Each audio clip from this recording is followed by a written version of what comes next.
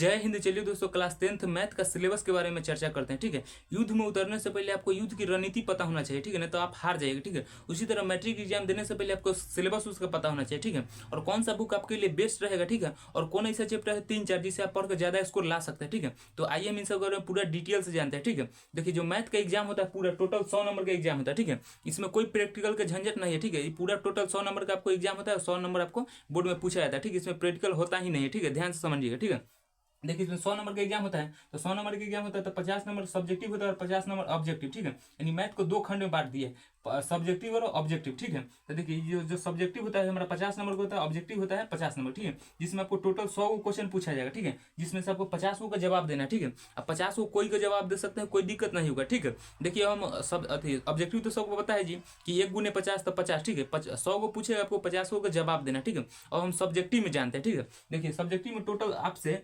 जो short question है 2 नंबरिया वाला, वो पूछेगा आपको 30 को। ठीक है, जिसमें आपको बनाना है 15 को, और 2 नंबरिया रहता है तो 15 30 नंबर का आपको ये हो जाएगा। ठीक है, और देखिए सब जो दीर्घोत्तरीय यानी लॉन्ग क्वेश्चन कर सकते हैं इसको। ठीक है, यानी 5 नंबरिया जो क्वेश्चन है वो पूछेगा 8 को पूछेगा।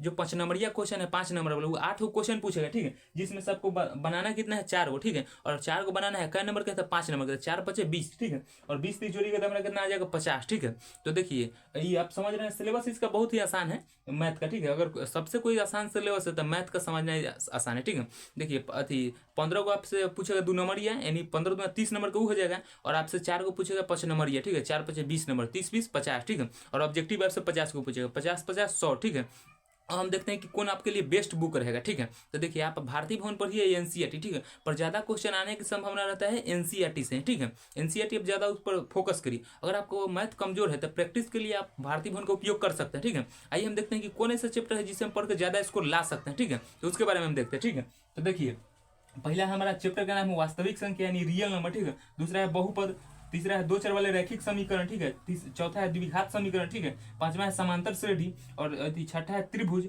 और सातवां है निर्देशांक ज्यामिति, और आठवां है त्रिकोणमिति। ठीक है, और नौवां है त्रिकोणमिति का अनुप्रयोग। ठीक है, और 10वां है वृत्त। ठीक है, वृत्त से भी क्वेश्चन पूछा जाता है। अगला है वृत्त। ठीक है, अगला है हमारा रचना से भी क्वेश्चन पूछा जाता है, वृत्तों से संबंधित क्षेत्रफल, और 13वां है पृष्ठ क्षेत्रफल एवं आयतन। ठीक है, और 14वां है सांख्यिकी। ठीक है, सांख्यिकी। ठीक है, और 15वां है हमारा प्रायिकता। ठीक है, तो इन 15 में पूरा टोटल मैथ में 15 चैप्टर। ठीक है, और इसमें कौन ऐसे चैप्टर है जिसे हम 4-5 पढ़ के ज्यादा स्कोर ला सकते हैं। ठीक है, तो देखिए पहला आपको चैप्टर है 1 नंबर। ठीक है, यहाँ लिख भी दिए 1 नंबर है तो हम 1 पर लाइन लगाते हैं। ठीक है, फिर 8 नंबर है। ठीक है, और फिर 7 नंबर है, और फिर कितना है 5 नंबर है। ठीक है, 5 नंबर है, और दूसरा है 14 नंबर। ठीक है, तो 14 नंबर आप मतलब 1 2 3 4 1 2 3 4 5 यानी 5 नंबर। अगर 5 को आपको, और मान लीजिए 5 चैप्टर पर आपको अच्छा कमांड है तो आप 60 से 70 नंबर आप ऐसा ही ले आइएगा। मतलब समझिए कि एक तरह से मान लीजिए 100 पर कमांड नहीं, अब 5-7 को चैप्टर पर अगर अच्छा आपको कमांड है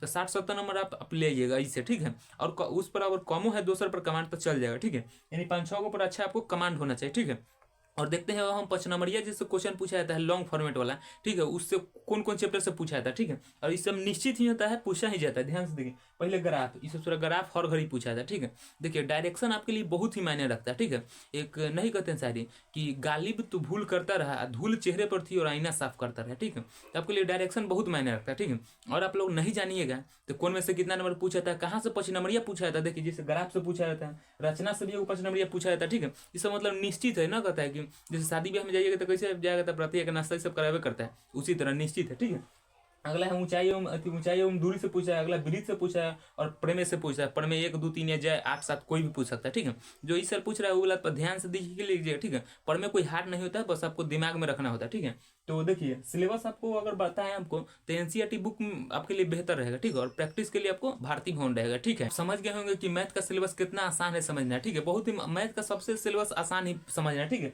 इससे पूछेगा सब्जेक्टिव और ऑब्जेक्टिव। ठीक है, तब 50 को सब्जेक्टिव और 50 को ऑब्जेक्टिव। ठीक है, और सब्जेक्टिव में 15 को 2 नंबरिया पूछेगा, 15 दूना 30, और 4 को पूछेगा 5 नंबरिया, 4 5 20। ठीक है, तो 30 20 50 हमारा हो जाएगा। ठीक है, तो आई होप कि आप मैथ का सिलेबस समझ गए होंगे। ठीक है, मिलेंगे किसी नेक्स्ट वीडियो में, तब तक ले जाएंगे।